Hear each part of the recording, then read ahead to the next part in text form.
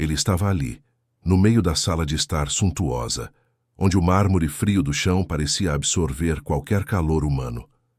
O brilho dos lustres de cristal de Murano refletia impiedosamente o suor frio na testa de Dona Lúcia. Seus olhos, que haviam visto quase 80 anos de vida, estavam agora turvos não pela catarata, mas pelas lágrimas não derramadas. O filho, Dr. Ricardo Almeida. O Ricardo, não o Ricardinho de 30 anos atrás, aquele que ela carregou no colo e que aprendeu a andar naquele mesmo assoalho de tábua corrida, estava diante dela, com as mãos enterradas nos bolsos de um terno italiano sob medida, exalando poder, desprezo e um cheiro caro que ela nunca sentiria de novo. O caos começou com um grito, não dela, mas dele. Um grito agudo, carregado de anos de ressentimento e a vergonha que ele sentia por ter nascido ali, naquele lugar de simplicidade. Ele segurava um envelope pardo, amassado, com o timbre do Banco da Cidade, um aviso de despejo de um pequeno terreno que a velha herdara. Ricardo não queria o terreno. Ele queria o sumiço do problema. Eu não pedi essa herança, mãe. Eu não pedi esse lixo. Eu não pedi à senhora nem essa vergonha toda que a senhora insiste em arrastar para a minha vida. A voz dele era um chicote estalando no ar. Dona Lúcia encolheu os ombros magros, tentando diminuir-se, tentando caber em um espaço onde ele não a enxergasse. Sua mão velha tremia, procurando o apoio da bengala de madeira que ele mesmo, Ricardo, tinha jogado no sofá minutos antes. O jardineiro, um senhor calado chamado Elias, que estava podando as roseiras do lado de fora, ouviu o estardalhaço e parou. Ele sabia que algo terrível estava acontecendo. Todo mês, quando Ricardo voltava para a casa grande, era a mesma história de humilhação. Mas desta vez era diferente. Ele não estava apenas discutindo, ele estava a ponto de partir. A senhora é uma carga, mãe, uma carga inútil. A senhora não me serve para mais nada a não ser me dar despesas e constrangimentos. Ele cuspiu as palavras. A expressão de Dona Lúcia era a de um animal ferido, preso no canto. A inocente que sofria era ela. A idosa que dedicou a vida para ele era agora o alvo da fúria de seu próprio sangue. Elias, o jardineiro, um homem simples e humilde, não pôde mais se conter. Ele abriu a porta da varanda com um silêncio grave e pisou no carpete persa. Sua entrada não foi a de um herói, foi a de um homem que sabia que era o último recurso. Doutor Ricardo, com licença, não devia me meter, mas... A Dona Lúcia não está bem. Acho que é melhor o senhor acalmar, por favor. Elias falou com a voz baixa, mas firme. Seus olhos castanhos, acostumados a observar a natureza, agora encaravam a tempestade no olhar do rico. Ricardo riu, uma risada curta, fria, de escárnio puro. Olha só, o jardineiro agora é o conselheiro da família. Saia daqui, seu pobre coitado. Ou quer me dizer que a senhora vai com você? Você tem onde enfiar essa despesa? A bengala estava caída, e Dona Lúcia, com a visão embaçada, tentava alcançá-la. Ricardo viu a mão trêmula e, no auge de sua arrogância, a chutou para longe. Foi nesse instante que Elias, o humilde, se moveu. Ele se abaixou com a calma de quem lida com plantas frágeis, pegou a bengala e a entregou nas mãos da velha. Seus olhos encontraram os de Ricardo por um segundo. Não havia raiva em Elias, apenas uma profunda e firme decepção. A gente não abandona quem nos deu a vida, doutor. Não importa o tamanho da sua riqueza. Elias disse, e essa frase se cravou no ar como uma adaga. Ricardo cerrou os dentes. Pois veja bem, seu Elias, eu estou indo. A senhora que se vire. E se me ligar de novo para falar de contas ou de herança no interior, eu juro que troco meu número e nunca mais me verá. Aquele não era o fim. Era o início de um castigo. Anos antes, Dona Lúcia havia feito algo por Ricardo, um sacrifício que ele nunca soube, algo que ela nunca revelou para não ferir seu orgulho, um segredo enterrado nas raízes daquela mesma casa que ele agora desprezava. O passado de Elias, o jardineiro, também estava ligado àquela terra e àquela dor. Ele também tinha sofrido uma injustiça, ele também sabia o peso de carregar uma dor que não era sua. Ricardo deu as costas, o som de seus sapatos italianos ecoando no mármore. Ele se virou na porta apenas para humilhar mais uma vez, jogando as chaves do carro esportivo para um de seus empregados. Leve-me para o aeroporto. E se essa mulher continuar aqui quando eu voltar, a culpa será de vocês. Não quero essa miséria na minha frente. A porta de carvalho maciço bateu com um estrondo que fez Dona Lúcia cambalear. Ela não gritou, mas o som daquela porta era o grito de sua alma se partindo. Elias ficou em silêncio, olhando para a velha caída, sentindo que a tempestade havia acabado de começar. Aquele portão que se fechava para Ricardo, na verdade, estava se abrindo para o destino. Aquele homem arrogante tinha acabado de sair do luxo, mas entrado no caminho da perdição. O mistério que Dona Lúcia guardava sobre a origem daquela riqueza que ele tanto amava era um silêncio que, em breve, faria mais barulho do que todos os seus gritos. Elias ajudou Dona Lúcia a se levantar, sentindo o peso leve e frágil do seu corpo. Ele notou um mapa antigo amarelado, deslizando do envelope que Ricardo havia jogado. O mapa indicava um local nas terras abandonadas no interior. O que era aquilo? Elias não era apenas o jardineiro da mansão. Ele era o guardião silencioso de tudo o que Dona Lúcia representava. Ele cresceu na fazenda vizinha, um menino pobre que aprendeu o ofício de lidar com a terra e com a paciência que a natureza exige. Quando a sua própria família perdeu tudo para a ganância de um grande fazendeiro local, foi Dona Lúcia, com sua bondade discreta e seu pão quente, quem o amparou. Elias tinha para com ela uma dívida de gratidão, que superava qualquer salário. Ele via em Dona Lúcia a mãe que ele perdeu cedo, e em seus olhos marejados, o sofrimento de sua própria mãe ao ser injustiçada. Ele a levou devagar para a sala de jantar, onde o sol da tarde entrava pelas janelas, revelando a poeira de anos de abandono emocional. A dor de Dona Lúcia não era a dor da pobreza, era a dor da ingratidão. Ela segurava a bengala como se fosse a única âncora em um mar de mágoa. Ele sempre foi assim, Elias, desde pequeno. Ele acha que eu sou a culpada por ele não ter nascido em uma família de banqueiros. A voz dela era um sussurro rouco, mas Elias captou a força por trás da fragilidade.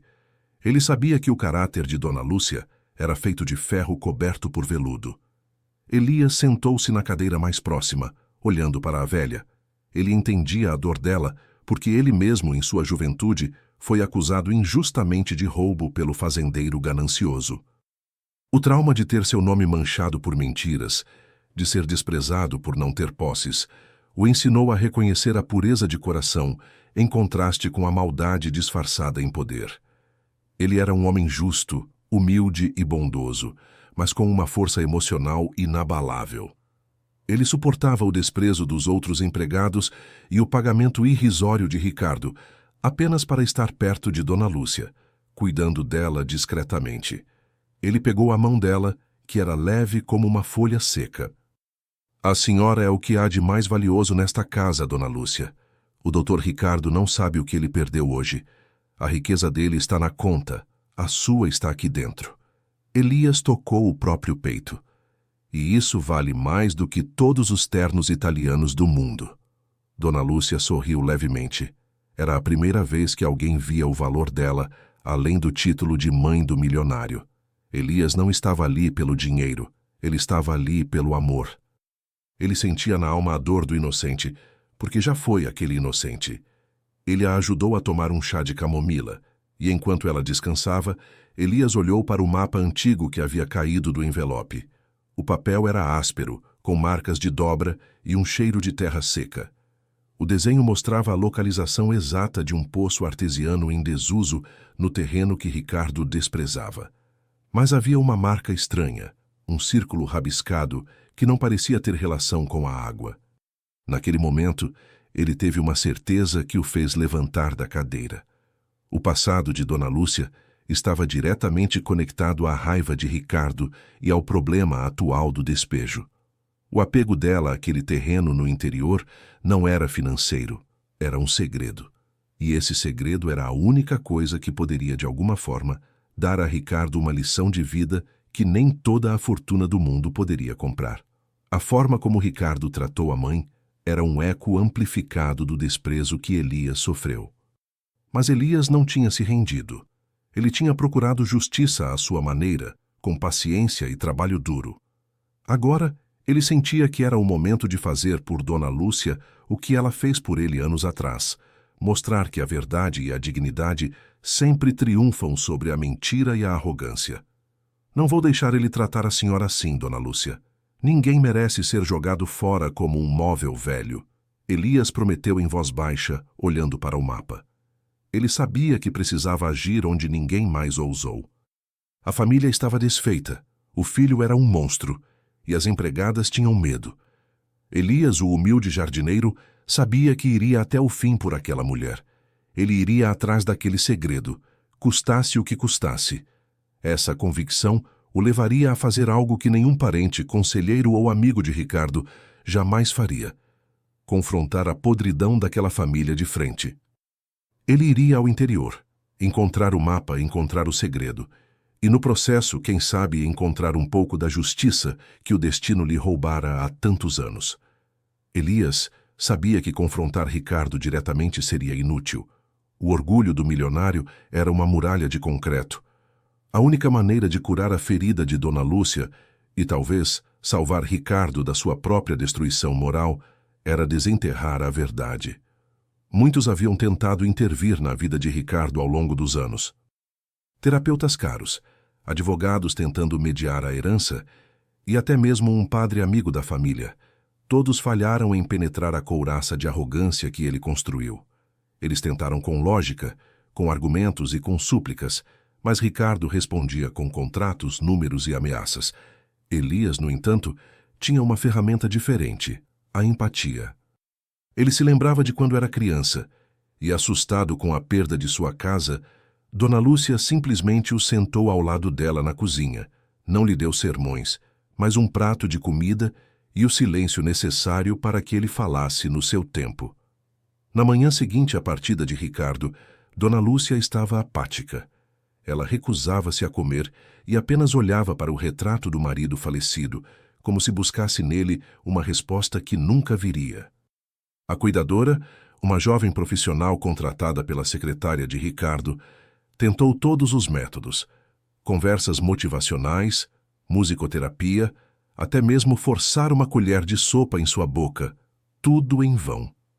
O trauma da rejeição do filho era um veneno silencioso. Elias entrou no quarto em silêncio, segurando uma pequena muda de roseira recém-podada e um bule de chá que não era de camomila, mas sim o favorito dela, um chá de capim-santo que ele colheu no jardim. Ele não disse uma palavra sobre Ricardo ou sobre o despejo. Ele simplesmente começou a falar sobre a roseira. Veja só, Dona Lúcia, essa aqui é a Rainha Elizabeth. Ela estava quase morrendo de sede no sol da tarde. As raízes estavam secas, mas o coração dela ainda tinha força. É só dar a ela o que ela precisa de verdade: a terra certa e a água no tempo certo. Ele não estava falando da roseira. Dona Lúcia, que não piscava havia horas, lentamente moveu os olhos para a planta e depois para Elias. Ele colocou a muda no criado mudo e ofereceu a xícara de chá. A senhora não precisa da lógica dele. A senhora precisa de paz. Beba um pouco, não pela força, mas pelo gosto da terra. Dona Lúcia hesitou. O cheiro do capim-santo a transportou para um lugar seguro, para a cozinha antiga, para o tempo em que Ricardo era apenas o Ricardinho, e não o milionário. Com um gesto quase imperceptível, ela esticou a mão trêmula e pegou a xícara. Ela tomou um gole pequeno e seus olhos se fecharam. Elias viu uma lágrima escorrer lentamente pelo seu rosto enrugado, mas não era de tristeza. Era uma lágrima de alívio. A primeira reação positiva em 24 horas. A cuidadora, que observava da porta, não pôde esconder o choque. Ela tinha tentado medicações e técnicas, e Elias, com um chá simples e uma metáfora de jardineiro, havia conseguido o que ela não conseguiu. Naquele mesmo dia, à noite, Ricardo ligou. Ele não ligou para saber da mãe, mas para confirmar se ela havia partido. Ele havia mandado um mensageiro com a passagem e o aviso. A secretária, nervosa, informou-o.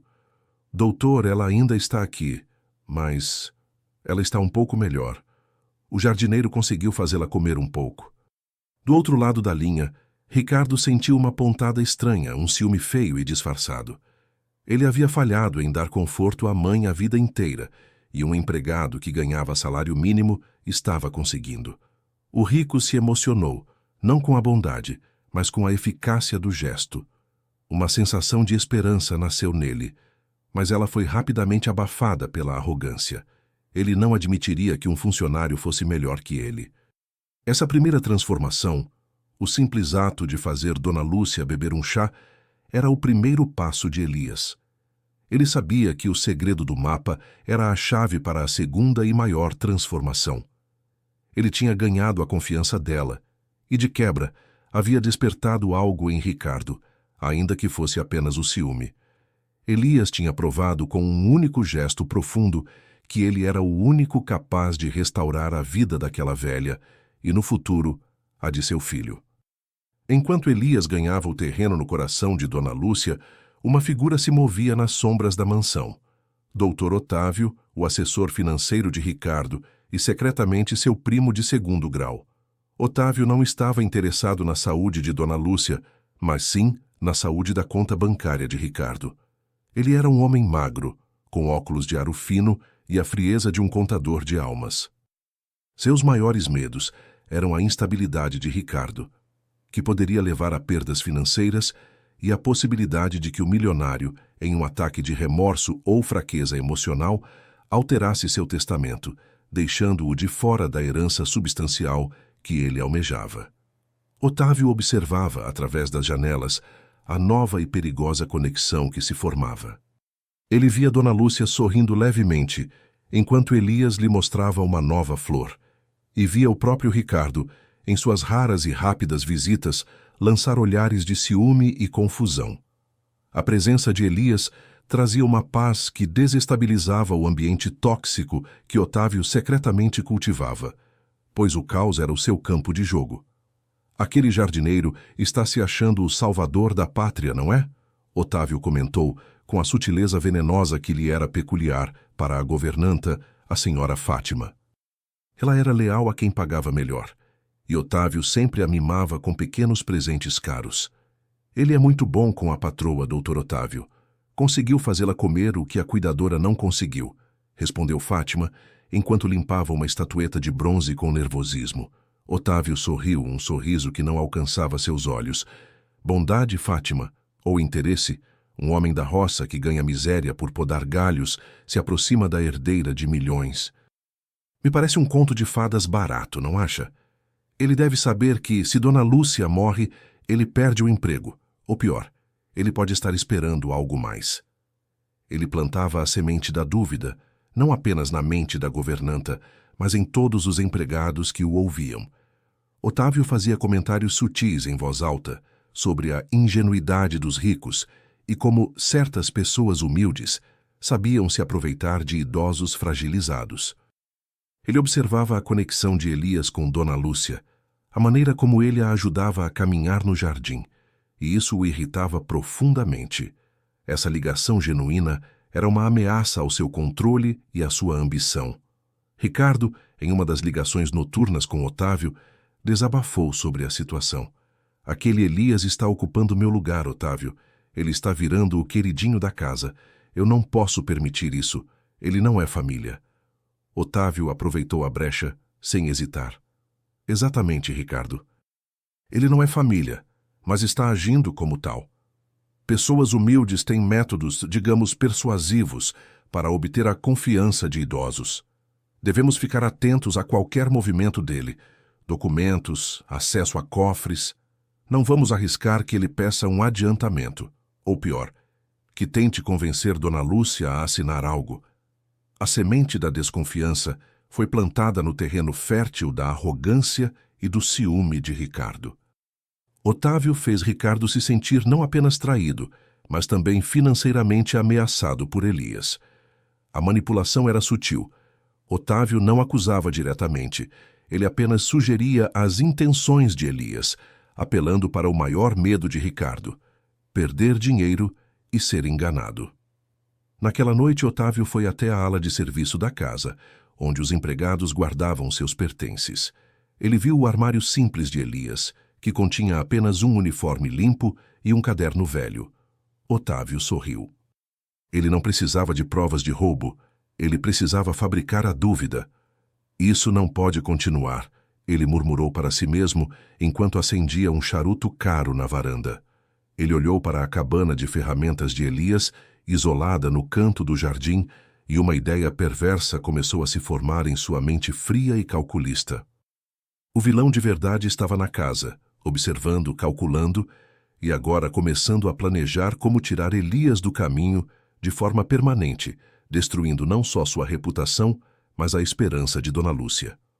Com a saída de Ricardo, a mansão ironicamente ganhou vida. Elias assumiu um papel que ia muito além de podar roseiras. Ele era agora o elo de sanidade e carinho. A rotina de Dona Lúcia floresceu sob seus cuidados. Eles passavam as manhãs no jardim, e Elias não a forçava a falar, mas a incentivava a sentir. Ele a ajudava a tocar as folhas, a sentir o cheiro de terra molhada, e isso a reconectava com sua própria história, enterrada na roça que Ricardo tanto desprezava. Eles montaram uma quase família improvável na imensidão fria daquela casa. As refeições deixaram de ser silenciosas. Elias, que tinha mãos de jardineiro, também sabia cozinhar pratos simples e reconfortantes. Um bolo de fubá, um caldo de legumes, o mesmo pão caseiro que Dona Lúcia fazia para ele quando criança. Eles se sentavam à mesa da copa, longe do formalismo da sala de jantar principal, e riam. Em uma tarde ensolarada, enquanto tomavam café, Dona Lúcia, com o olhar mais vivo do que nunca, tocou a mão de Elias. Você é um anjo, Elias. Meu anjo da guarda. Eu só estou cuidando da senhora, Dona Lúcia. O que o seu filho deveria fazer? Ricardo nunca foi capaz disso. Ele ama o que o dinheiro pode comprar. Você ama o que o dinheiro não pode tocar. Ela fez uma pausa, os olhos marejados de gratidão. Fique aqui, Elias. Fique aqui para sempre. Não volte para o sítio. Você é a minha família agora. Esse momento foi presenciado pela governanta Fátima, que servia o café. Seu coração, endurecido pelos anos de serviço, sentiu uma pontada de inveja e admiração. A fofoca se espalhou como fogo entre os outros empregados. O jardineiro vai ser o herdeiro, diziam. A velha vai deixar a casa para ele. Os comentários chegavam aos ouvidos de Otávio, que se alimentava dessa insatisfação e ciúme. Otávio não estava mais apenas ouvindo. Ele observava a rotina da casa. Ele sabia que Dona Lúcia tinha o hábito de guardar um relicário com valor sentimental inestimável. Uma pequena corrente de ouro que pertencia à mãe dela em uma gaveta secreta do seu armário no quarto. O objeto não valia milhões, mas para Ricardo era um símbolo do passado humilde que ele queria apagar. Para Dona Lúcia, era a conexão com sua ancestralidade. Durante uma dessas manhãs de convívio harmonioso no jardim, Otávio esperou o momento perfeito. Ele sabia que Dona Lúcia, Elias e a governanta estariam na estufa de orquídeas até a hora do almoço. Ele silenciosamente entrou no quarto principal, seus sapatos caros abafados pelo tapete de lã. Otávio era metódico. Ele não podia simplesmente pegar o relicário. Ele tinha que plantar a suspeita de roubo. Ele forçou a gaveta secreta, pegou o relicário e, com um cuidado meticuloso, colocou-o em uma pequena sacola plástica que ele havia preparado. Em seguida, ele foi até o armário de pertences dos funcionários na ala de serviço. O armário de Elias era o mais limpo e organizado. Otávio pegou o par de luvas de jardinagem que Elias usava diariamente, luvas velhas e gastas, cheias de terra. Ele as colocou rapidamente no armário e, então, pegou a sacola com o relicário. Em vez de escondê-lo, ele o enterrou, não muito fundo, em um vaso de terra fresca que estava na estufa, perto do local onde Elias guardava suas ferramentas. Ele garantiu que as luvas de Elias estivessem sujas e que a sacola plástica estivesse ligeiramente visível sob a terra, como se tivesse sido escondida às pressas. Enquanto Otávio saía da ala de serviço, ele encontrou Fátima no corredor, com a mão no queixo. — Doutor Otávio, o que faz aqui? Otávio não se perturbou. — Estou verificando os relatórios de manutenção para o Ricardo. Parece que a segurança precisa ser reforçada na ala de serviço. Tenho medo que alguém mal intencionado use a simplicidade do Elias para entrar. Sabe como é, gente de fora? Ele piscou. Ele sabia que Fátima, com sua língua solta, espalharia a semente de que Elias poderia estar tramando algo. O plano estava completo. O objeto de valor inestimável estava escondido. A culpa estava plantada no lugar mais óbvio e o protagonista estava longe da cena do crime, ocupado cuidando de flores e ganhando a confiança da velha. Otávio tinha a prova visual e o contexto social perfeito para a acusação. Agora era só esperar o momento de agir. Otávio não perdeu tempo. Ele esperou até que Ricardo retornasse de uma viagem de negócios a Nova York, exausto e ainda mais irritadiço. Ele sabia que a melhor hora para armar a arapuca era quando o milionário estivesse sob pressão e emocionalmente vulnerável ao ciúme de Elias. O plano de Otávio começou a ser executado na manhã seguinte. Ele armou o palco para a descoberta. Ele chamou Fátima, a governanta, com um ar de urgência fabricada. Fátima, a dona Lúcia me pediu para verificar o relicário dela. Sabe, a correntinha de ouro que pertencia à mãe dela. Ela ficou um pouco nervosa ontem à noite e disse que queria vê-la. Por favor, vá lá agora. Se estiver tudo bem, avise-me. Fátima, ansiosa para agradar o homem que parecia ter a confiança de Ricardo, correu para o quarto de dona Lúcia. O pânico de Otávio era tão convincente que ela nem pensou duas vezes. Ela abriu a gaveta secreta, tateou o fundo, e a expressão de seu rosto se transformou em um choque silencioso e horrorizado. A gaveta estava vazia. O relicário, que ela se lembrava vagamente de ter visto há semanas, sumiu. A governanta saiu do quarto em pânico, suas mãos tremendo enquanto corria para Otávio, que convenientemente estava no escritório de Ricardo, tomando um café e esperando o sinal. Doutor Otávio, o relicário sumiu, não está lá. Eu juro que estava lá semana passada. Ricardo, que estava assinando documentos com pressa, levantou a cabeça. Seu rosto ficou pálido de raiva. O quê? O relicário de minha avó? Ouro maciço. Não é possível. Otávio agiu rapidamente com uma falsa preocupação. Calma, Ricardo. Não vamos precipitar. Talvez Dona Lúcia apenas o tenha movido. Mas, pense bem. Quem mais anda pela casa tem a confiança dela e tem acesso irrestrito, senão... Ele? O olhar de Ricardo se fixou em Otávio e a semente da suspeita plantada floresceu.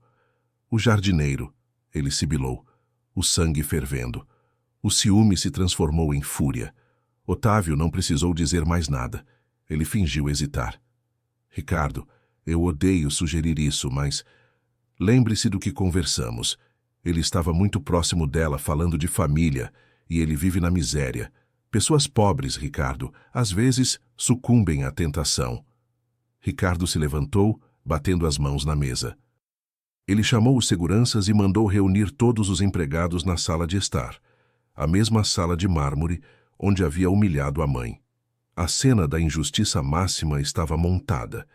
Elias, que estava na estufa regando as orquídeas que Dona Lúcia tanto amava, foi puxado bruscamente pelos seguranças e jogado no meio da sala diante de todos os funcionários e, pior, diante de Dona Lúcia, que descia as escadas lentamente, atraída pelo alvoroço. O que significa isso, Ricardo? A voz de Dona Lúcia estava fraca, mas carregada de autoridade. Ricardo não a olhou. Seu olhar fixo estava em Elias. Significa, minha querida mãe, que seu anjo da guarda tem mãos leves. O relicário de ouro de nossa família, o único item de valor sentimental que importava, sumiu. Ele apontou o dedo para Elias com a expressão mais cruel que já havia tido. Você, jardineiro, interesseiro ladrão, você se aproximou da minha mãe para roubá-la. Você usou sua bondade para nos enganar. Elias permaneceu em silêncio, sua dignidade intacta, mas seus olhos mostravam o choque e a dor da injustiça. Otávio interveio, com um tom de voz calmo e controlado, o que fez suas palavras serem ainda mais venenosas. Pedimos para que ele esvazie os bolsos e o armário, Ricardo. Não encontramos nada, ainda. Mas talvez ele tenha escondido na estufa, onde só ele trabalha. Perto das ferramentas, pô. A dúvida pairou. Ricardo hesitou.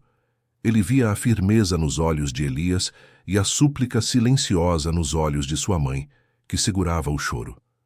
Mas o medo de ser enganado e o ciúme de Elias eram mais fortes. Vá, procure na estufa, agora! Ricardo gritou para os seguranças. Em poucos minutos, um dos seguranças voltou, segurando a sacola plástica com um objeto sujo de terra. Ele retirou o relicário. O silêncio na sala era ensurdecedor. Dona Lúcia levou a mão à boca, não em choque pelo sumiço, mas pela traição que ela pensava ter visto. Elias não podia argumentar. Ele foi acusado na frente de todos, chamado de interesseiro e ladrão. Ele foi pego supostamente com a prova. Ricardo, sentindo-se justificado e poderoso, selou o destino. Pegue suas coisas imundas e saia da minha propriedade. Agora! E se eu te pegar sequer na rua perto desta casa, eu chamo a polícia e você apodrece na cadeia. Elias se virou para Dona Lúcia. Seus olhos pediam perdão, não pelo roubo, mas por ter falhado em protegê-la. Dona Lúcia, com o rosto banhado em lágrimas, não conseguiu lhe dar a mão. Ele saiu, a porta da ala de serviço fechando com um baque surdo, mas era a porta da dignidade de Elias que se fechava. Enquanto ele se afastava, Dona Lúcia desabou chorando histericamente, gritando o nome de Elias. O milionário tinha conseguido o que queria. Elias estava fora. Mas o narrador deixou claro: essa injustiça seria o preço mais caro que Ricardo já pagou em sua vida. A saída de Elias não trouxe a paz que Ricardo e Otávio esperavam. Ao invés disso, uma escuridão desceu sobre a mansão. Dona Lúcia, que havia acabado de encontrar uma razão para viver no carinho do jardineiro, mergulhou em um abismo de desespero e recusa. O choro histérico da cena de sua saída transformou-se em um silêncio total, mais aterrorizante do que qualquer grito. A reação da idosa foi extrema. Ela recusou a comida, a água e qualquer forma de interação. O trauma foi tão profundo que o corpo começou a reagir. A depressão a atingiu como uma onda gigantesca, esmagando sua pouca energia. Ela passava os dias deitada, olhando fixamente para o teto sem piscar. A cuidadora, desesperada, tentava forçá-la a tomar sopas, mas Dona Lúcia cerrava os lábios finos com uma teimosia silenciosa. Em poucos dias, sua saúde deteriorou-se drasticamente. O médico particular de Ricardo foi chamado às pressas. O Dr. Osório era um homem experiente e de poucas palavras, mas seu semblante era grave. Após examinar a idosa, ele chamou Ricardo para uma conversa séria no escritório. Ricardo, a situação da sua mãe é crítica. Isso não é uma doença física comum. Ela está definhando por inanição emocional. É um caso de síndrome de abandono severa, desencadeada pelo trauma recente. Ricardo, sentado em sua poltrona de couro, tentou argumentar com a frieza dos números. Mas eu contratei a melhor cuidadora. Ela tem tudo. A casa, o conforto. Ela tem o luxo, Ricardo, mas não tem a vontade de viver. O médico o cortou com severidade. O corpo dela está se desligando. Se ela continuar recusando alimentos e água neste ritmo, em 48 horas, teremos um risco real de falência múltipla de órgãos. Eu preciso ser franco, Ricardo. A sua mãe corre risco de morrer. A palavra morrer atingiu Ricardo como um raio. O milionário que tanto desprezava a mãe sentiu um medo primitivo e avassalador. Não era medo de perdê-la por afeto, mas medo da culpa, do escândalo e da responsabilidade. Ele não podia ter a mãe morrendo por negligência, muito menos por uma depressão causada por uma injustiça. O pânico o fez gritar com Otávio, que estava no escritório, ouvindo tudo com uma calma perturbadora. O que faremos, Otávio? É culpa daquele jardineiro que a deixou mole. Ela precisa reagir. Otávio tentou acalmá-lo, mas a ameaça de perder o controle e, potencialmente, o acesso à herança o fez hesitar. Talvez um asilo de luxo? Um lugar com mais supervisão médica? Não, ela morreria lá. O médico disse que é a falta daquele idiota. Ricardo começou a desconfiar, não de Otávio, mas de sua própria decisão. A cena do relicário, a calma de Elias, o choro de sua mãe. Tudo se misturou em uma dúvida corrosiva. O desespero de Ricardo atingiu o pico quando a cuidadora veio ao escritório com um bilhete. Era um desenho feito por Dona Lúcia, sua primeira reação em dias. Não era um desenho de flores ou da casa. Era um desenho tosco de um homem segurando uma bengala e um pequeno círculo rabiscado no chão. Ela me deu isso, Dr. Ricardo, e sussurrou. O jardim sabe a verdade. Ricardo olhou para o desenho. Seus olhos se arregalaram. Aquele pequeno círculo era exatamente igual ao que estava marcado no mapa antigo do interior, o mapa que ele jogou no lixo por desprezo. A injustiça feita a Elias agora cobrava seu preço máximo, a vida de sua própria mãe. Ricardo percebeu, com um calafrio na espinha, que havia cometido uma grande besteira, talvez a maior e mais fatal de sua vida. A ameaça de perder para sempre o único elo com seu passado e, por mais que ele negasse, o único laço familiar verdadeiro, o forçou a encarar a possibilidade de que o ladrão não era Elias, mas sim quem o havia incriminado. E ele, o milionário, foi o juiz cego. Ricardo mal podia respirar. O bilhete da mãe, o jardim sabe a verdade, e o desenho do círculo idêntico à marca no mapa do interior era um grito de socorro e uma acusação silenciosa. O pânico de perder a mãe se transformou em uma raiva fria direcionada a si mesmo e a quem o havia manipulado. Ele correu para o depósito de lixo da casa, revirando os sacos até encontrar o envelope pardo amassado com o mapa das terras no interior. Ele estendeu o papel amarelado sobre a mesa de mogno. O círculo rabiscado estava lá, exatamente onde Dona Lúcia havia desenhado em seu bilhete de desespero. Aquilo não era sobre herança, era sobre o segredo que ela guardava e que, de alguma forma, Elias estava conectado. A primeira verdade a explodir veio da governanta Fátima, que estava aterrorizada com a possibilidade da morte de Dona Lúcia. A pressão e o medo fizeram sua língua soltar.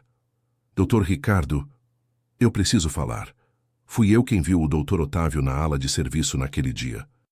Ele disse que estava verificando relatórios, mas estava muito estranho, e ele me pediu para verificar o relicário antes de qualquer coisa.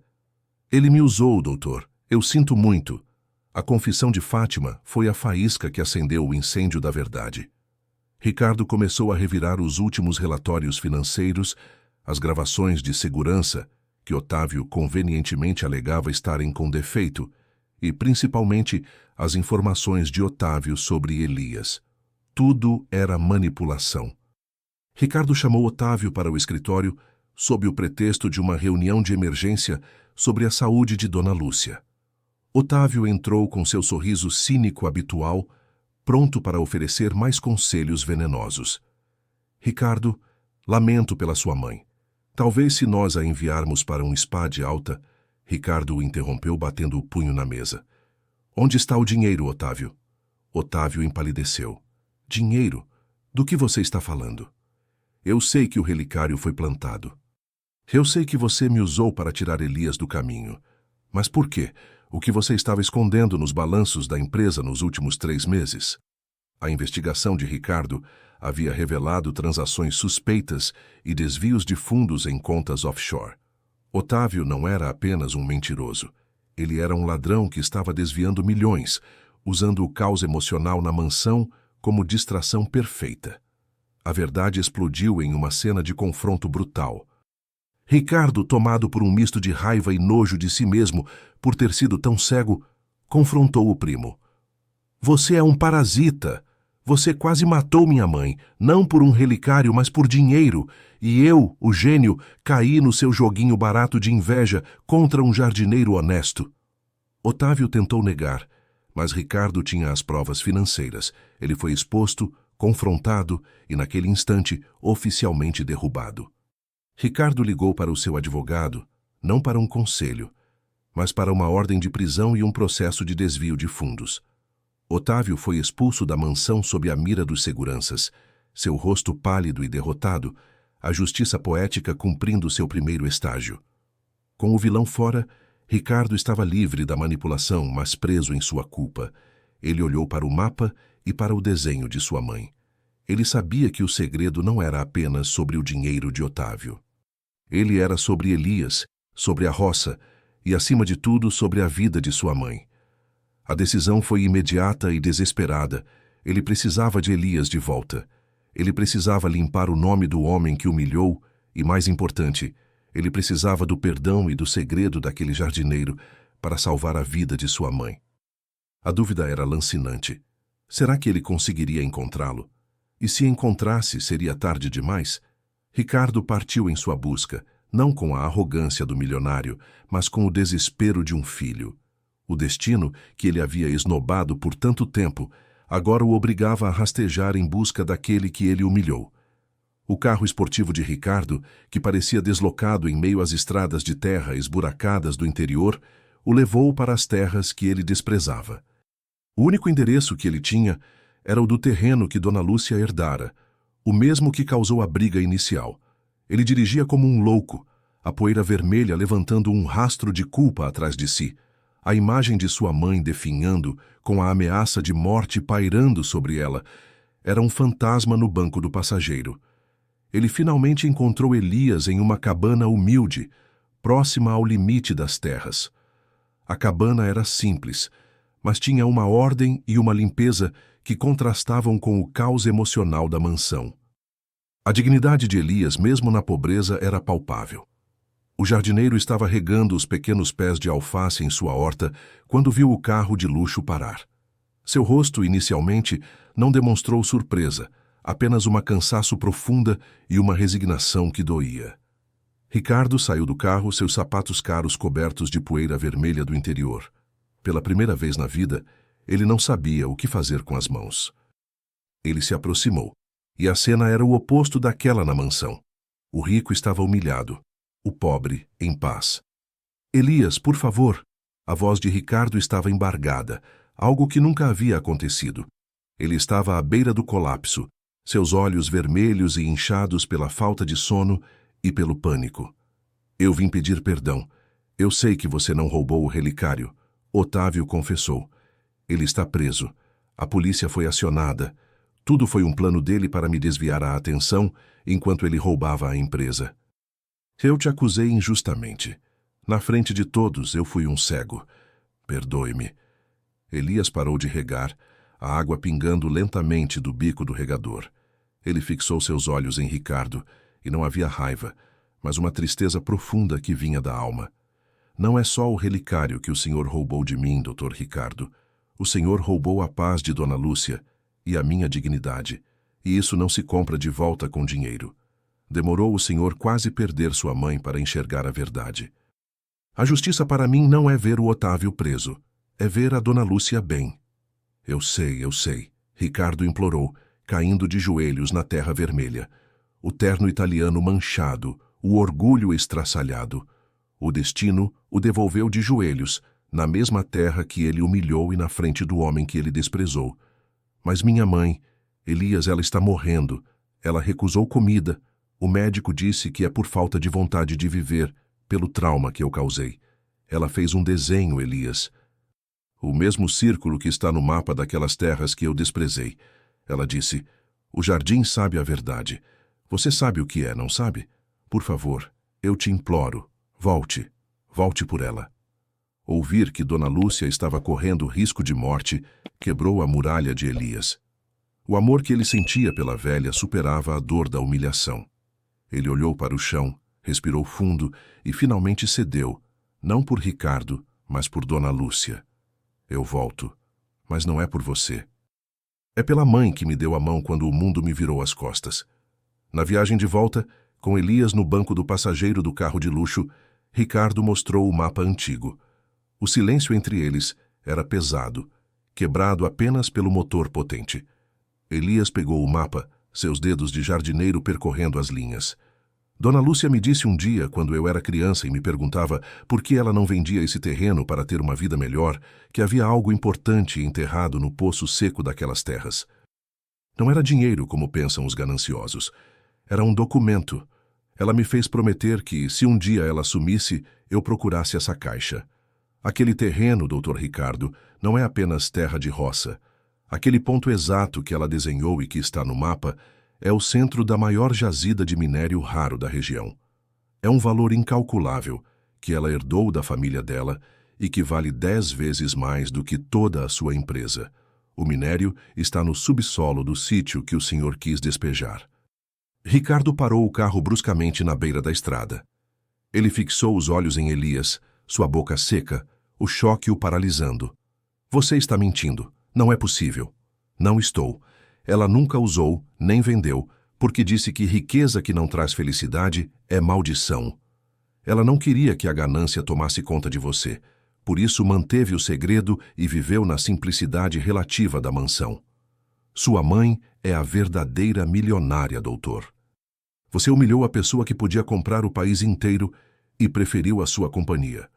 Toda a sua fortuna, seu orgulho, seu terno, seu desprezo, eram migalhas comparadas ao valor da herança que ele zombou. E sua mãe, a humilde Dona Lúcia, era a única que tinha o poder real e moral. A riqueza que ele tanto amava era um segredo que estava com a pessoa que ele mais humilhou. A lição era ensinada pelo destino, não com palavras, mas com a verdade chocante e inegável. Ricardo mal conseguia respirar. Ele ligou o carro e acelerou desesperado para chegar em casa. Ele precisava de Dona Lúcia. Não pelo dinheiro, mas pelo perdão. O destino havia virado a mesa de forma humilhante. Chegando à mansão, Elias correu para o quarto de Dona Lúcia. A visão dela, pálida e apática, o fez chorar em silêncio. Ele se ajoelhou ao lado dela. Dona Lúcia, eu voltei. O doutor Ricardo me trouxe. E ele sabe do segredo. E ele sabe que o senhorio verdadeiro daquela terra é seu. Ele sabe o valor da sua riqueza, que não é de papel, é de alma. Eu estou aqui para cuidar da senhora, para fazê-la comer. Eu estou aqui para a senhora voltar a sorrir. Ela abriu os olhos lentamente e um pequeno sorriso apareceu, a primeira reação de vida em dias. Elias estava de volta e a verdade havia explodido. Ela havia perdido a vontade de viver por causa do filho, mas o filho, humilhado e transformado pela revelação e pela ameaça de perda, tinha trazido sua única salvação de volta. Agora restava saber se ela o perdoaria por ter sido cúmplice indireto da injustiça e se o perdão viria a tempo.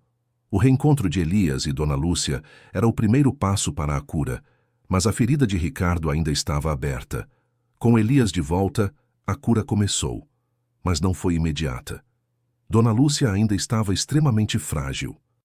Ricardo, agora consciente da monumental injustiça que cometeu e da verdadeira dimensão da riqueza de sua mãe, permaneceu à beira do leito, irreconhecível em sua humildade e vigilância constante.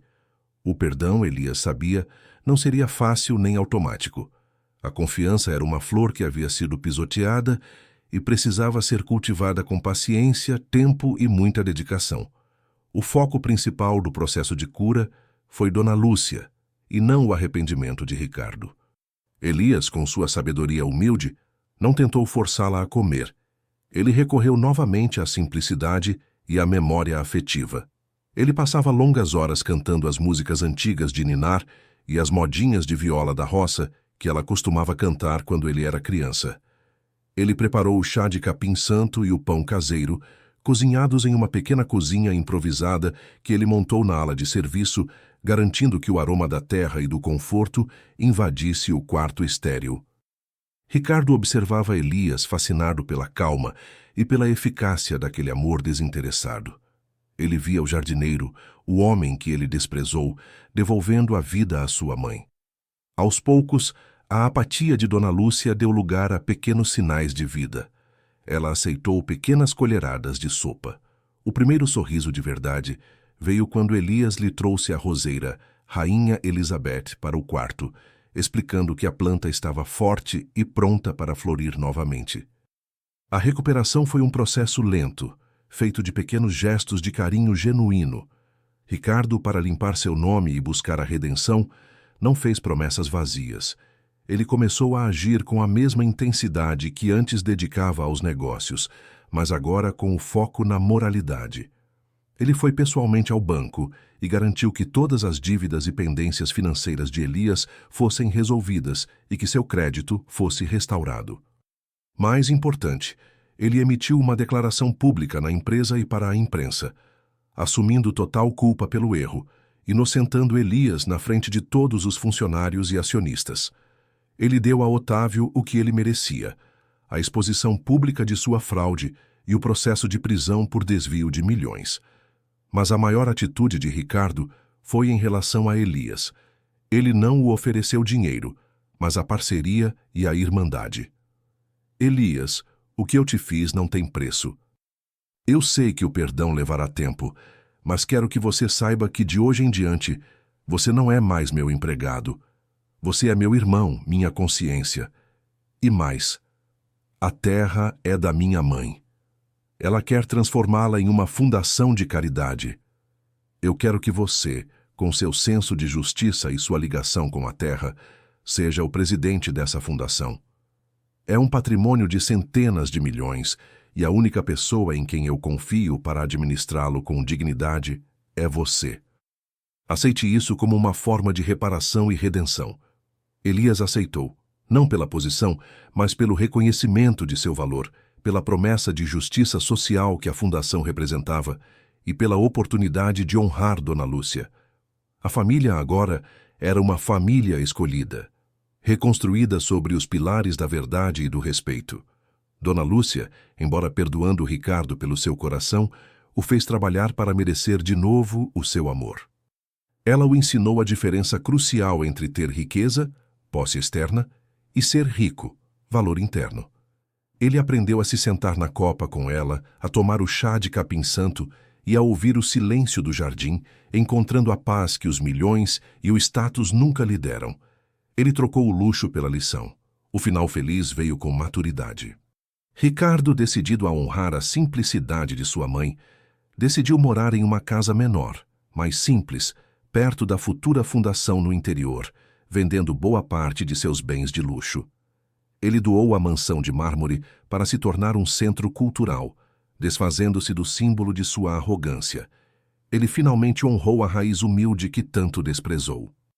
Um ano depois, a Fundação Raízes da Dignidade foi inaugurada no terreno do interior, usando os lucros iniciais do minério para construir escolas, centros de apoio à terceira idade e clínicas rurais.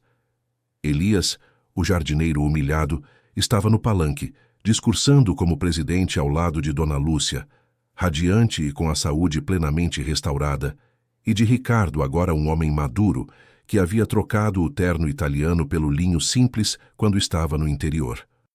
Ele era um novo homem, que havia sido devolvido de joelhos pelo destino para que pudesse enxergar o que o orgulho lhe roubou: o amor e o valor real das coisas simples. A história se encerra com uma moral forte. O destino pode usar o poder da justiça poética para nos humilhar, mas o verdadeiro milagre é quando essa humilhação nos força a mudar e a construir uma nova vida baseada no amor e na dignidade. E agora me conta aqui. Você acha que Otávio recebeu o que merecia? Foi justo que ele perdesse tudo? E Ricardo, se você fosse Dona Lúcia, você teria perdoado ele depois de tudo que ele fez? E aproveita e me diz, de qual cidade e país você está assistindo essa história? Quero saber até onde ela chegou.